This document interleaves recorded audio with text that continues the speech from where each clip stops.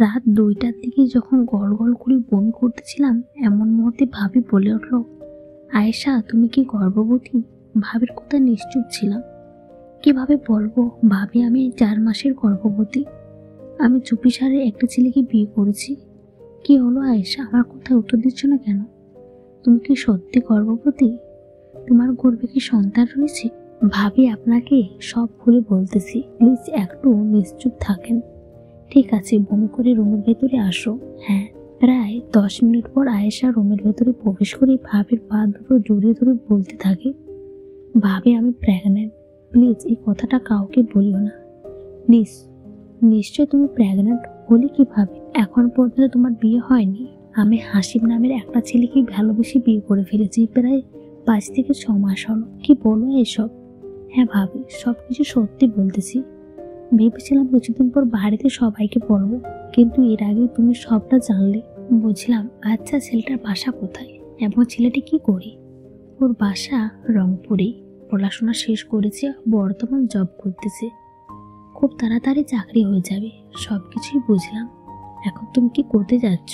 বর্তমান আমি কিছুই করতে যাচ্ছি না। সময় হোক বাড়িতে সবকিছু জানিয়ে দেব। তুমি এখন এইসব কথা গোপন রাখো।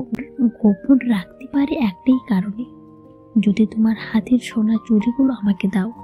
ভাবি এসব কি বলতেছেন আপনি? যেটা বলছি সেটা করো, না হলে সবাইকে জানিয়ে দেবো আমি। সামান্য হাতের চুড়ির জন্য আপনি? ভাবতে লজ্জা লাগছে। দেবে কি না? মুহূর্তে আয়েশা হাতের চুড়িগুলো ভাবিকে দিয়ে দেয় আর বলে, ভাবি প্লিজ কথাটা গোপন রাখবেন, না হলে আমার অনেক বড় ক্ষতি হয়ে যাবে। নিশ্চয়। এইভাবে 1 সপ্তাহ চলে যাওয়ার পর হঠাৎ একদিন আয়েশার বড় ভাই নীরব সবার সামনে আয়েশাকে কষে একটা থাপ্পড় দেয় এবং বলে, তুই নাকি প্রেগনেন্ট 5 মাসের। এই কথাটা কি সত্যি? আয়েশা কান্না সুরে বলে, হ্যাঁ ভাইয়া আমি প্রেগনেন্ট। আমার বিয়ে হয়েছে 7 মাস হলো প্রায়। ভালো, খুবই ভালো। এই পরিবারের মান সম্মান সব শেষ করলি। ভাইয়া আমাকে ক্ষমা করে দাও। আমি হাসিবকে অনেক ভালোবাসি, যার কারণে এমনটি করেছি। প্লিজ মাফ করে দাও। আয়েশার ভাইয়া নীরব বেশ কিছুক্ষণ নিশ্চুপ থাকার পরে বলে, আয়েশা ছেলের বাড়িতে চল আমার সঙ্গে।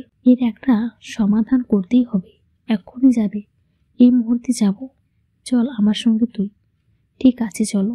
কথাটি বলে নীরব আয়েশাকে নিয়ে হাসিবের বাড়িতে আসার পর হাসিবের সামনে যখন ওর বাবাকে এইসব কথা বলা হচ্ছিল, তখন হাসিব সবার সামনে বলে ওঠে, এইসব কিছু পরবর্তী পর্বের জন্য অপেক্ষা করে থাকুন।